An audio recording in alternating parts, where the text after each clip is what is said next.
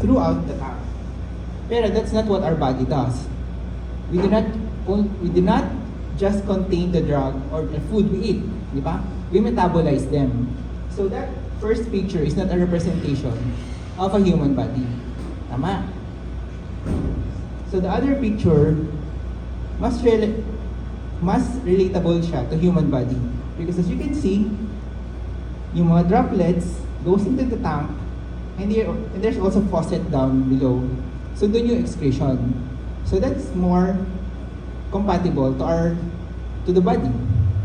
However, hindi pa rin siya ganun similar because our body has different compartments. Hindi lang siya katulad yan, na isang compartment lang siya kung saan napunta lahat yung drug. Okay? So our body is not working like a tank.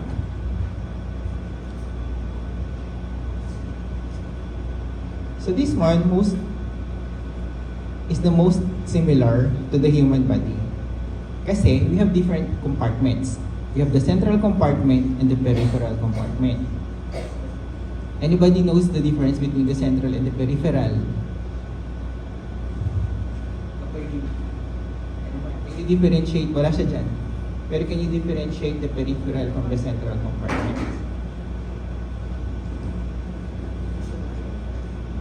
Sige. Yung central compartment kasi, that involves your blood, the central part of your human body. Yung peripheral, kung saan napupunta yung mga drugs that you take in. So yung mga tissues. Ganun, sila yung mga peripheral compartments. So this one, when a drug is administered intravenously, sabihin na natin yung blue tube, the one that we are introducing intravenously, some blood stays in the central compartment. So ito yung central compartment natin. But as we give it to the central compartment, nag-equilibrate siya. Some goes to the peripheral compartments. So these are the tissues. So ano yung effect nila once it goes to the peripheral compartment? Your volume of distribution also increases. Hindi lang siya dito, hindi lang siya dito. As you can see, they are also bound to tissues. So what happens is that when you give your drug intravenously, and from the central compartment, your blood or your plasma, it also goes down to your tissues. That increases which multiplies the volume of distribution of your specific drug. So, intindihan niyo ba yung concept natin kanina, di ba? Bibigay tayo ng drug, it goes to the central compartment, inaano niya yon, tawag dito, ino-occupy niya yung central compartment, and eventually it goes to the peripheral compartment. So the question is, how will bolus and continuous infusion affect the volume of distribution? Nag-guess niyo ba? Nako-correlate niyo ba? Diba? Nagbigay ko ng bolus versus a continuous infusion. Ano yung magiging effect niya sa volume of distribution? Diba? Sige nyo, the volume of distribution tayo, it's a concentration over time. Ano ba mga drugs ang binubolus natin? Propofol, pwede mo siyang i-bolus. O versus yung TCI mo na. Ano pagkakaiba nun, di ba? Initially sa bolus, then sa maintenance mo, nagti-TCI ka. Or pwede mo siyang gamitin kasi TCI muna, hindi ka magbo-bolus yung propofol. Anong correlation ng ano nyo doon?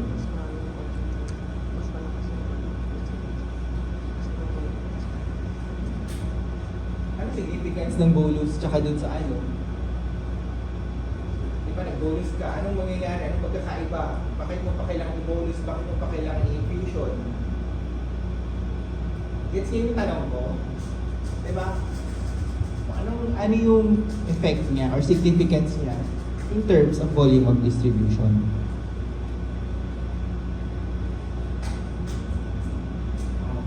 Reporter gumamay yan. Serving sa bolus ko. So, mas mabilis tataas yung concentrator. Pero, mas mabilis tataas yung yung concentration Pero Saan? Central or peripheral? ah, sa central po, mostly sa central, sir. Initially, okay, go.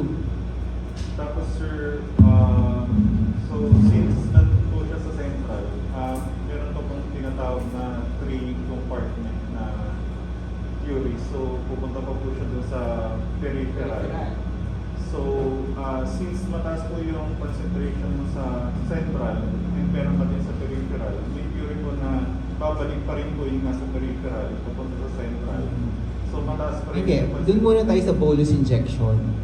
Ay, Kasi pumupunta ka na sa elimination eh. When you say it goes back to the central compartment, you already talking about the elimination. Kasi, volume of distribution, magdi-distribute muna siya, no, sa mga compartments. Tama? So yun muna. So nag-bolus ako. How will that affect my volume of distribution? Diba? So initially, ano idea mo, JB? With a bolus injection, it decreases the volume of distribution kasi it decreases the time it takes for the drug to reach its steady state concentration. It decreases the volume of distribution sa central compartment. Yun yung doon, yun yung missing concept. Nag-bolus ka ng injection mo, initially nasa central compartment siya. Then eventually, hindi naman siya magstay doon eh. Diba? Kasi we have to distribute it to other compartments. So pumunta siya ngayon sa peripheral compartment mo. So, na-zero siya dun sa central compartment, pero sa peripheral compartment, nag-increase siya. Kasi isipin nyo dito, diba nga, tissue bound na siya. Dito siya sa peripheral compartments. Tama? So, when you go back to your propofol, diba, pag nag-bolus ka, initially, wala pa siyang, ang tagal mong ma-reach yung effect na gusto mo.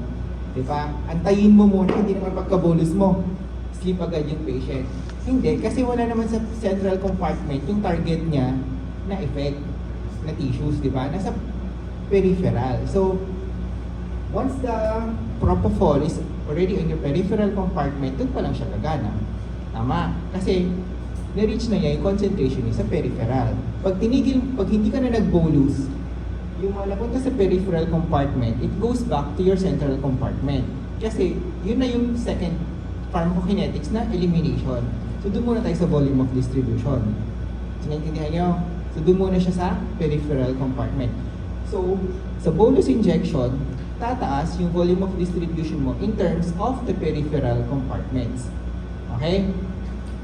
Yun naman sa continuous infusion, ano mangyayari po? You are infusing continuously your propofol or you're using your TCI.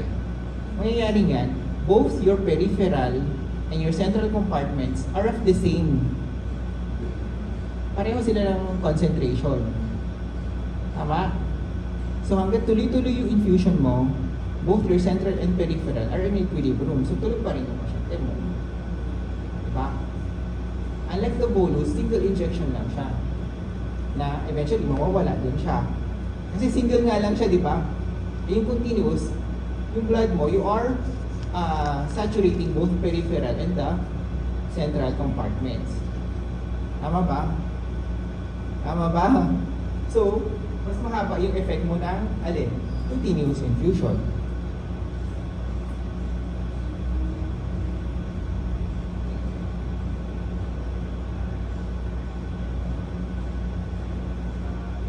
So what are the factors that affects your volume of distribution? First is the acid-base characteristics. So the more basic the molecules are, the higher the volume of distribution. The higher the affinity with the negatively charged phospholipid head groups of the phospholipid membranes. So ibig sabihin, pag mas mataas ba yung volume of distribution mo, yung drug na yun, do you need more volume or less volume? Volume lang hindi yung concentration.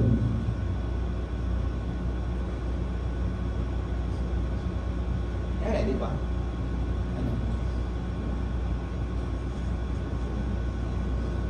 Ano, baby? Huwag ka na lang sumagot sa akin. Sige. Hindi, it doesn't matter kasi ang sabi niya dito, yung ano siya, yung basic or acid characteristics ang magmamatter. It's not the volume. Okay? Sige. Lipophilicity. The higher the lipophilicity, the higher the membrane permeability, the higher chances of leaving the plasma, so the higher the volume of what? The VD, the volume of distribution. Tama. So, mas nagko-cross siya sa mga membranes. Tama. So, mas marami nga yung kailangan mong ibigay. Tama ba? Ano, JB? Diba? Kasi pupunta sila sa effector sites. So, mas marami kang kailangan. Hydrophilicity. So, kabaliktaran din lang nito nung lipophilicity. Hydrophilicity, the higher the hydrophilicity, the less likely they can pass through the lipid bilayers, the more likely they remain in the bloodstream. Ayaw kasi natin na nasa bloodstream yung kasi hindi naman dun ang effector site. Gusto natin nasa tissues sila. Gets nyo? This applies all to the drugs na ginagamit natin. Kasi kung naiintindihan nyo itong mga to, paulit-ulit lang siya sa opioid, benzodiazepines, ulit-ulit lang yung niya, yung principle. Sige. Again, volume of distribution is the amount of drug in the body over the plasma concentration of the drug. Kita niyo dito sa kabila. Ito yung compartments natin. Diba? Ito yung fluid compartments ng adult man. Isipin ninyo, intracellular, extracellular, extravascular, intravascular, interstitial. Nasaan dito yung plasma? Andito siya. Kung dito lang iikot yung drug mo, hindi siya gagana. Diba? Kasi you are not on your target sites. Tama. So kung andyan lang siya ng andyan, the greater the plasma volume, the greater na kailangan mo na masaturate lahat ng mga areas.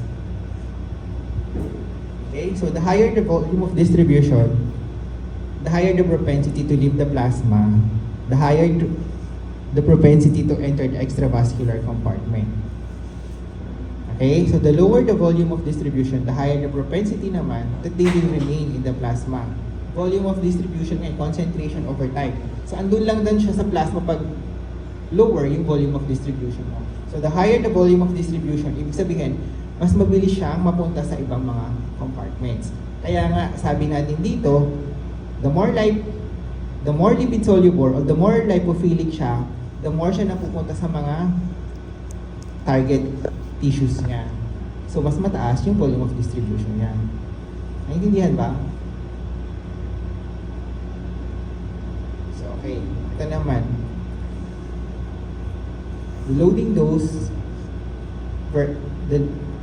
loading dose is desired plasma concentration multiplied by your volume of distribution over your bioavailability. So clinical significance ito. Why do we have to give a loading dose? Or when do we give a loading dose? For example, sa antibiotics, load ka muna. Tranexamic acid, 1 gram loading dose, QA thereafter. Bakit kailangan natin mag-load?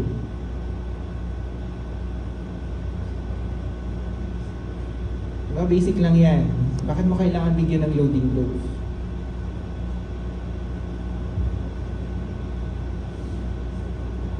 Dr. Roddy Guzman, ikaw na lang ulit. Kasi we want to have agad yung effect ng drug na yun. So, yung effect ng drug, nare-reach lang siya kapag na-reach yung ganong certain plasma concentration pero nag-loading dose. Tama, very good. So, kailangan, gusto mo kasing ma-reach agad yung therapeutic level ng drug na yon. So, you have to give your loading dose. Tapos, yung maintenance dose mo na lang thereafter. Kasi, syempre, there is also a concomitant elimination. Pag nag-administer ka, syempre, may metabolism and elimination. So, yung gusto mong ma-maintain yung therapeutic level na yon within the system para